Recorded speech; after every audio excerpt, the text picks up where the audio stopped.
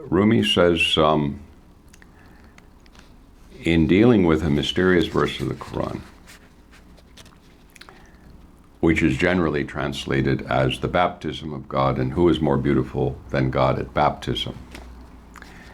The coloring of God, and who is more beautiful than God at coloring?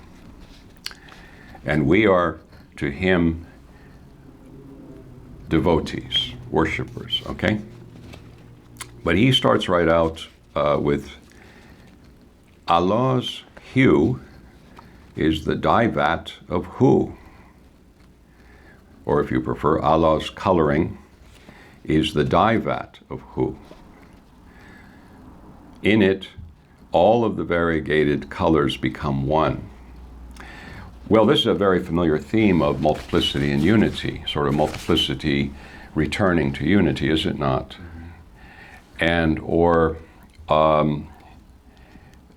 the domain of multiplicity being subject to a different domain.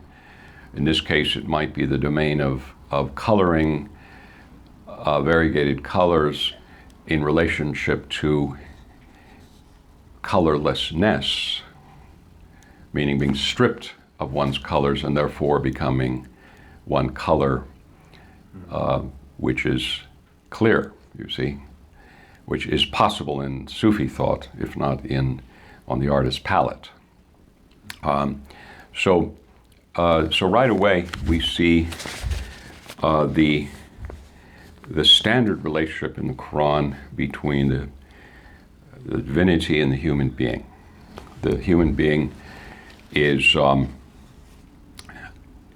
reflection of the world of divinity, and is a necessary part of the divine order to manifest in domains where the divine sees its own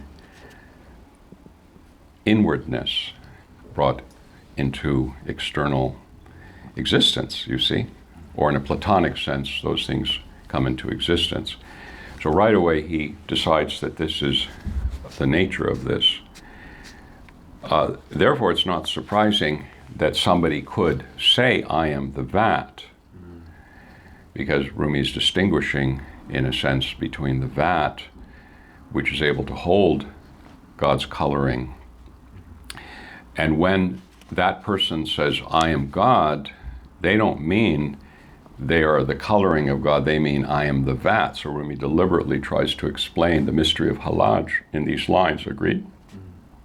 Because he's saying, well, the meaning of this verse is, in all cases, what's holding this coloring, these dyes, it is in fact a vat. And he says, so therefore the meaning of this verse is that there's a relationship between God, colors, dyeing, and that which is holding the dyeing. So if you've ever seen these vats, you could see them in Morocco or in India, they're big enough vats where they're mixing these colors that if you were to actually fall in and somebody says, hum, rise up, you see, you would actually be able to stand up from the vat, from inside the vat. So you have to also try to imagine the image from his standpoint. It is not a swimming pool. These are vats that are high enough. Some are small, but many of them are large enough that you could actually get into them, and you could rise up out of them and have an ecstatic smile and say, I'm the vat, you see. So he's also kind of catching the psychedelic quality to this utterance by this person who emerges from the vat. You see that? So the image is quite lovely. If we remember his culture, if you want to see it, go to Morocco is probably the safest place to go see this, and just you'll see that you can go to a place where they're coloring things and etc. So he's giving us this image, and it's nice, huh? And so then he goes on, as I said, and he says, mirthfully, this person who's in the vat rises up and says, I am the vat. Says, because the other person, get out of the vat, right? First person, get out of the vat. I am the vat. How can you be the vat? Get out of the vat. Says, I am the vat. Don't blame me. His I am the vat is the same as Ana al-Haq. I am the real. He is now bright as fire, though he's only iron. Clarification on his part of what he's saying.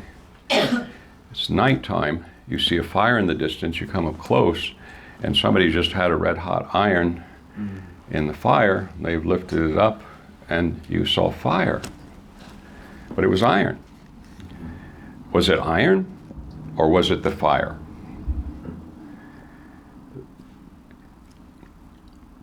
The iron's color is effaced in the fire's hue. The blazing flame claims divinity. The iron is silent. Red hot, the iron is now bright as gold. I am fire, it boasts without a tongue. From the fire's hue and nature, he is venerated. Who is venerated? Halaj is venerated by the Sufis, agreed? Not worshipped, but venerated. He boldly shouts, I am fire, I am fire. Okay? So, a few lines later, now by the way, he's leading up to the idea of the heart, but now he's bringing us to the idea that maybe this person, kind of like when you go to the public swimming pool, they expect you to take a shower first, huh? So in this case, you're going to be positioning yourself for understanding reality, and there's the issue of defilement, as they say in many of the traditions, some stressing it very strongly. In Sufism, they're not, ablution solves issues of defilement. One doesn't need to live in a cave or anything, you see. In fact, every bad thought, every sin can easily be a defilement that can easily be washed away, you see, according to Islam and Sufism. So here's where he has, "O dusty body, you circle around the pool." Which pool? He's about to tell us it's the heart. So now the heart is a pool, and in the first instance, the relationship was that God has a relationship to the heart, see? To that which reflects his reality, comprehends his reality. And now from the human side, we have the idea, he starts out a dusty body, somebody who's journeying or just has been in the world and has become dirty, defiled. Normally, if you were to go to the mosque, you would have to do an ablution, isn't that right? But it could be a greater issue of purification, but certainly at the very least, that's what it would be. "O dusty body, you circle around the pool, but how will you bathe outside the pool?" So now from this end, addressing humanity, understanding that the heart would be a place of bathing. Does that show up in any other of the world traditions, the idea of bathing to become purified? Which tradition? We were just talking about baptism as one of the... Yes. In terms of, let's say, being given some purification as per original sin.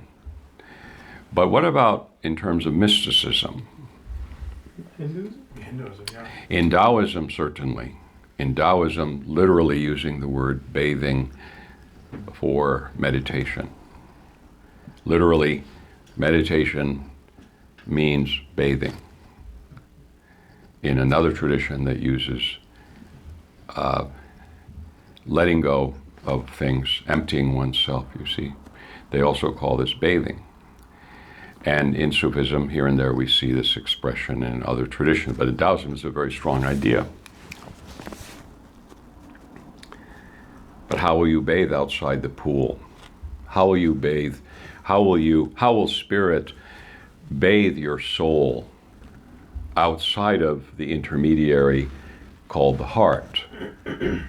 The ocean of spirit, because he says it has a channel to the sea. Where's the sea? It's spirit. The heart has a channel to the sea, he says, huh? Remember? He says, a pure one who is separated from the pool is also barred from his own purity. The pool's great purity is limitless, the bathing of bodies of small consequence. Because, though under assault, the heart is a pool with a hidden channel to the sea. So the pool can't possibly become contaminated to any extent because it has a hidden channel to that which is limitless, which is called spirit. So this is the standard equation in Sufism of the relationship of spirit to heart to self. So clearly he's addressing the self with regard to the defilement of the body. What about the real body? Fine. That's not really what he's talking about. He's talking about embodiments, mental, emotional embodiments that defile. The dust is the dust of contraction, limitation, you see? Accretion, as it says in the Quranic verse, is a verdigris upon the heart. So, it's nice, huh? So he's bringing, this is part of a very long poem, and I've chosen a piece of a stanza to show you how Sufis deal with Quranic verses, and in particular with some Quranic verses that really are ambiguous, and even to the great commentators. And you'll see, if you read different translations, you'll see what I'm talking about. So that section of the poem we'll start with. To the Persian original, second book, reading from 1345, second book of the Masnavi. Sibghatullah hast khume rang hu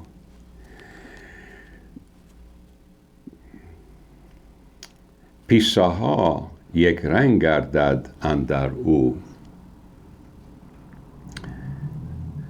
چون در آن خم افتد و گوییش قم از طرب گوید منم خم لا تلم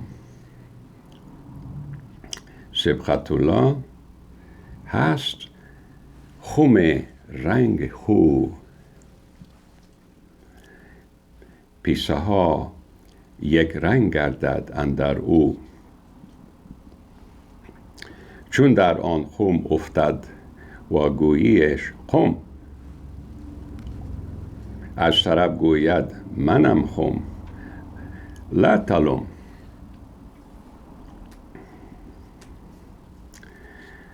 آن منم خم خود انالحق گفتن است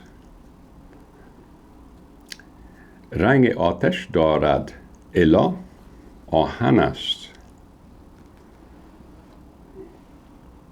رنگ آهن محو رنگ آتش است زاتشی می لافد و خاموش وش است چون به سرخی گشت همچو زرکان پس انانار است لافش به زبان شد ز رنگ و تب آتش متشم گوید او من آتشم من آتشم.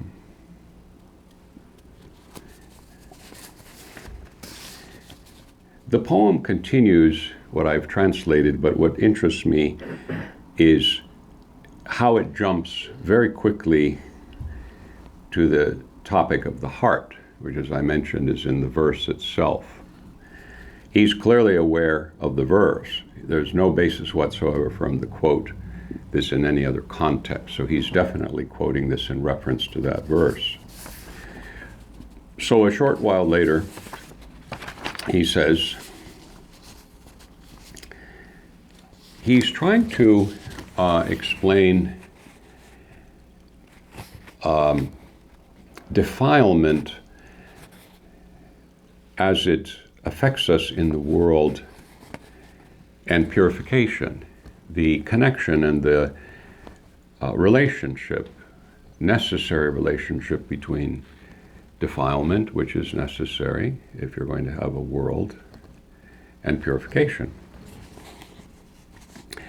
O dusty body, you circle around the pool, but how will you bathe outside the pool? A pure one who is separated from the pool is then barred from his or her own purity. The pool's great purity is limitless. The bathing of bodies of small consequence. Though under assault, the heart is a pool with a hidden channel to the sea.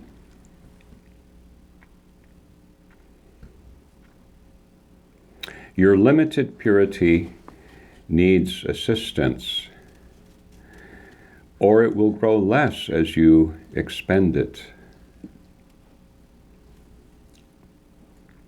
Water said,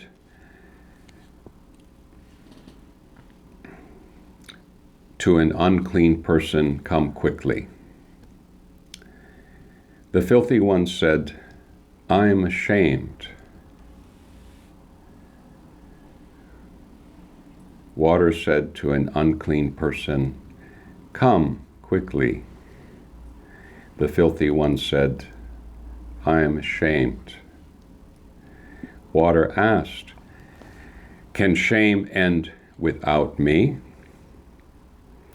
How will the dirt be washed away without me? Persian, like I said, 10 couplets later, perhaps.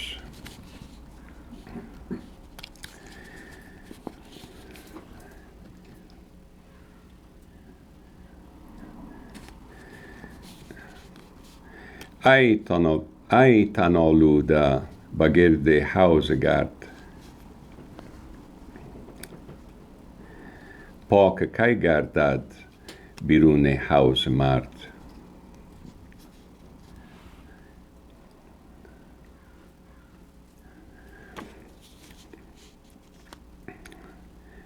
ای تنالوده بگرد حوض گرد پاک کی گردد بیرون حوض مرد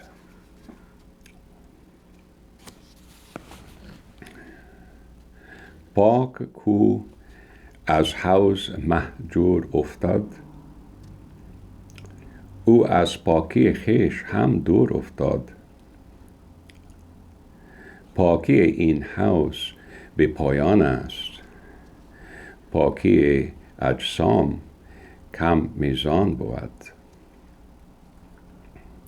پاکی این حوض به پایان بود پاکی اجسام کم میزان بود زان که دل حوض است لیکن در کمین سوی دریا راه پنهان دارد این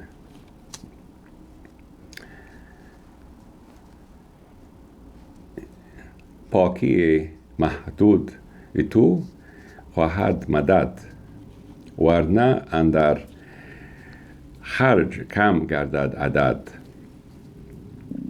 آب گفت آلوده را در من شتاب گفت آلوده که دارم شرم از آب گفت آب این شرم به من کی رود به من این آلوده زائل کی شود. So these are all in this one section. And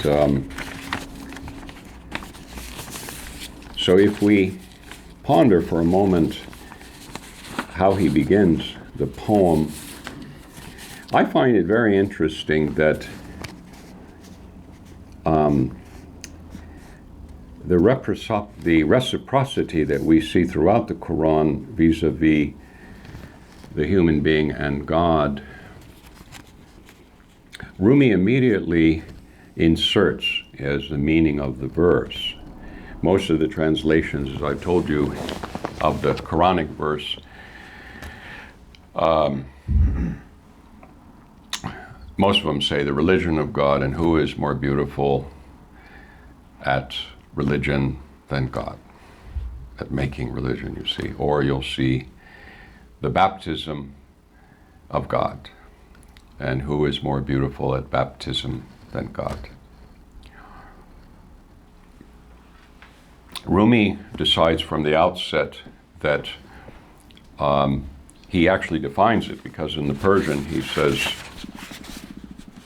Sibghatullah hast khume rangi hu. He says this statement, Sibghatullah, the coloring of God, the capacity to color things, you see. It is the vat of the variegated colors. Because when we say rang, he's not using that word, he's using pisaha. Pisaha means variegated colors, the many colors, all of the colors. Pisaha yek rang gardad andar u. They all become one color in it. In what? In the vat of God's coloring, you see. And so right at the outset, he's making a tafsir. His tafsir sometimes in Quranic verses are very brief, and that you see it right at the beginning there. You see, so in Quran, this is in Baqarah.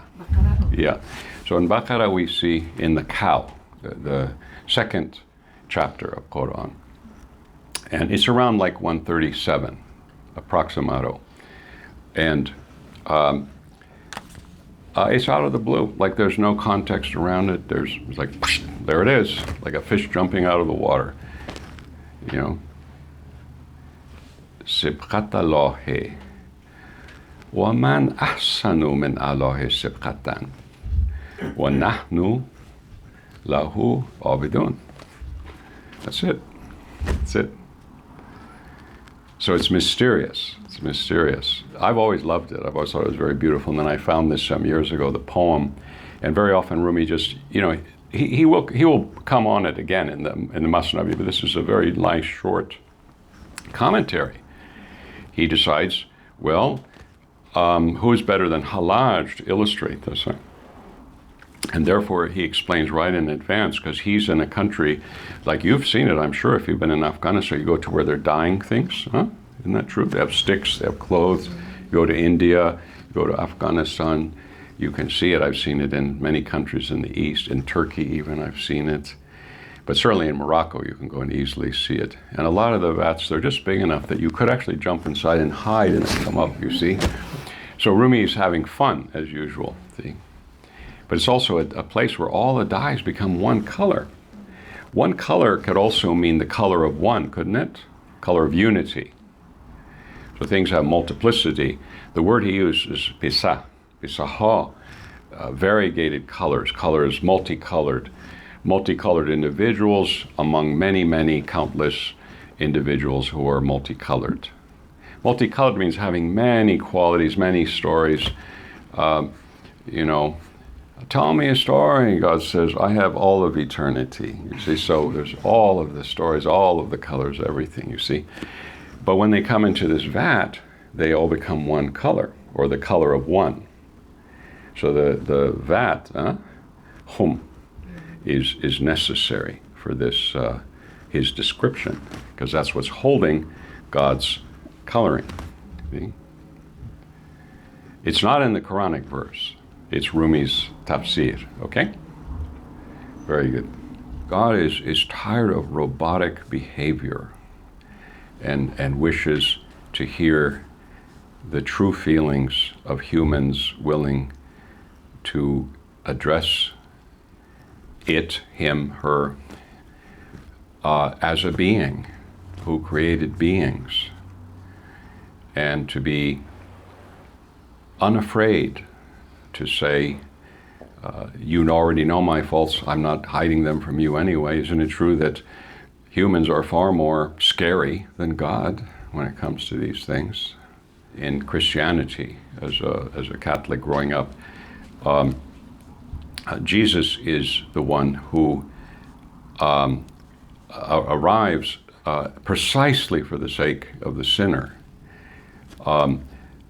to bleed and sweat as a human being, to fall, to die, to be resurrected, but all for the sake of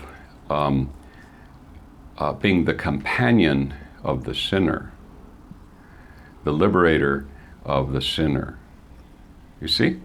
It's the same doctrine of compassion, the compassionate divinity that is far more gentle and compassionate than we are to ourselves. We swallow others' superegos, don't we? We have an ego, great place to grow a culture of superego, huh? You just need a little superego nearby and it'll just jump right in, see? That's not God's business, huh? The ego, meaning the self, is God's business. Selfhood. Companionship. I am lonely. I am a lonely God. Lonely for love. The servants, they're scared. They tell me nonsense. They're robotic. When will somebody start talking to me? You see, that's the God that I know.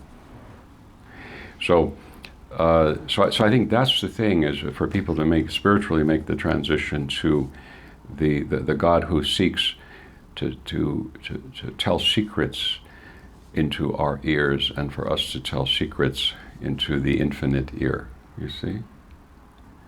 That God says, I will send away those people, and I will bring a new people whom I love, and they love me, in the sense of intimate love and conversation, you see? So I think this poem is also trying to address that element.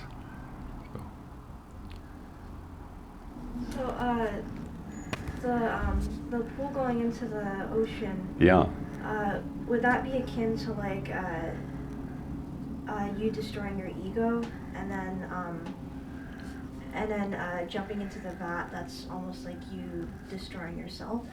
Well, there's a really nice thing here, which is that you see what would it mean? The ego is effaced. Sometimes people come to me, they say, well, I am the Sufi of the great Sufi who said he's the school of total annihilation, and I myself have totally been annihilated without consciousness of myself. And as you know, the others know I give them, and I've said, this is excellent. This is what I do every night when I go into deep sleep. See? Please, what experience can you tell me about this? What memory do you have about this, if in fact you were completely annihilated?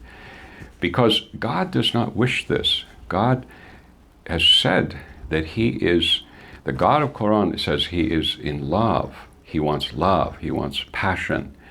He says, in many places, you see, so He says,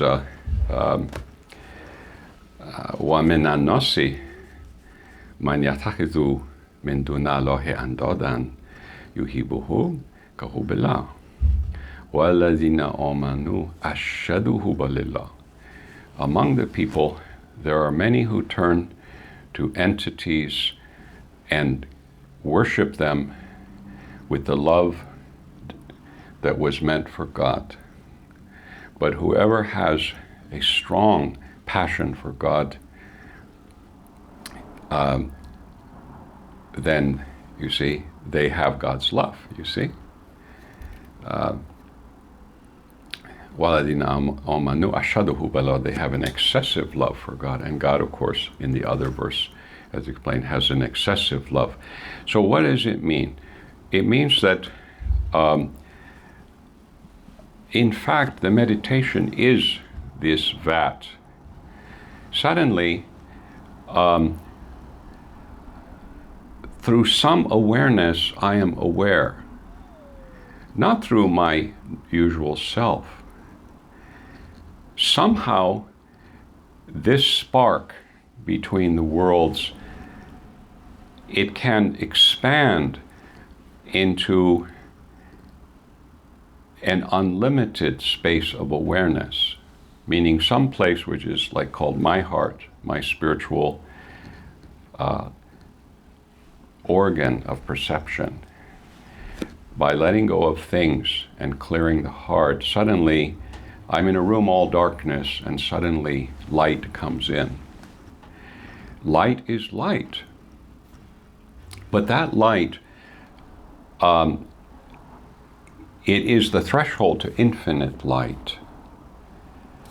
I am myself and I am not myself. I am, what is effaced are those preoccupations and the modus operandi of myself has been put into suspension. Minus the modus operandi, I remain with the awareness that was given to me in the garden. And now that awareness is connected to the ocean, you see?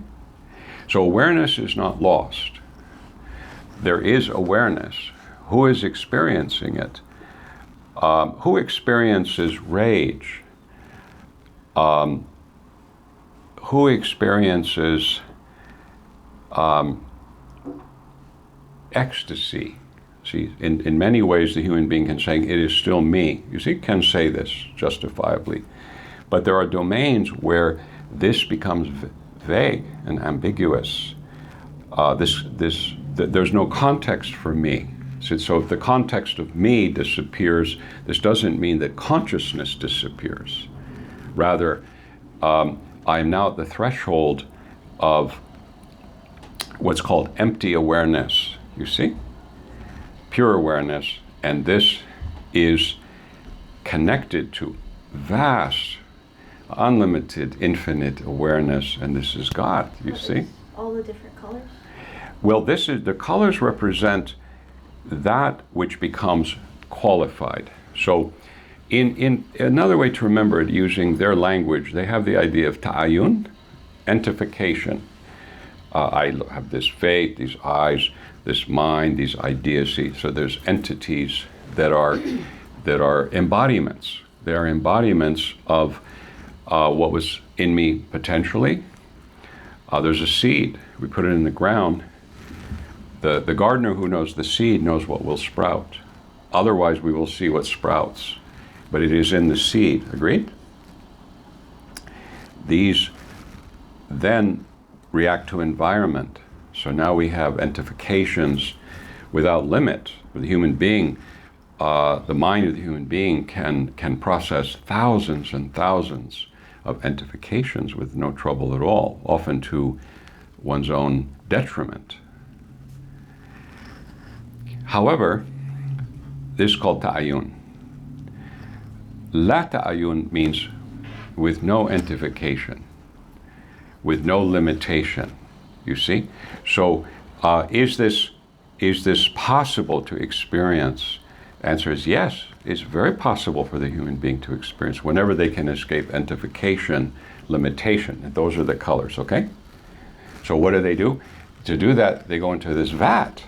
See? So you actually have to walk to the vat, do you not? You have to have feet, you have to have legs, you have to have the will to do so Isn't that embodiment? Agreed? Embodiment has to go there. But once you get into it, we're told that these things vanish, you see? When somebody, the person becomes mature, spiritually mature, people are criticizing from outside, and lo and behold, the ecstatic friend of God emerges and either laughs his or her head off or gives an answer. But there's not a whole lot they can do. The whole thing is so funny. The bubble is popped. You see? I'm still mortal. I still get angry. I still have to go to the bathroom, eat, go to sleep, you see? But the bubble is popped. We don't gain permanent experience of this. We have access to that experience called the pool. We go away from the pool, we talk to our friends, we hang out, we become defiled. He says, don't worry. The bodies for this pool, no problem. Unlimited, agree? Every time you go, you get washed again. You go out again, you get dirty again. That's wonderful, isn't it? You get to go get dirty, and you get to come and get washed again. And you can't dirty the pool because it has a channel to the sea. You get to be a real human being and not fake robotic, spiritual puppet of some sort. You get to be a real human being. And I don't mean you're trying to go and make mischief everywhere. You're being honest, authentic yourself. And naturally, you will be defiled. All of us will. We already were defiled. Because we embody domains of experience, of divine experience that require limitation. But there's a pool. He's saying, go and find the pool. It's a good thing. And the issue of shyness, and a person's like, oh, I don't know, I'm not good enough. No, you're exactly good enough. If you're defiled, why are we going to have this hot tub here or these showers over here unless who are we setting this up for? If you were like permanently squeaky clean, we wouldn't have set this up, right? So we have the pool. You get defiled, you come and you bathe, and you go out and you lead your life. No problem.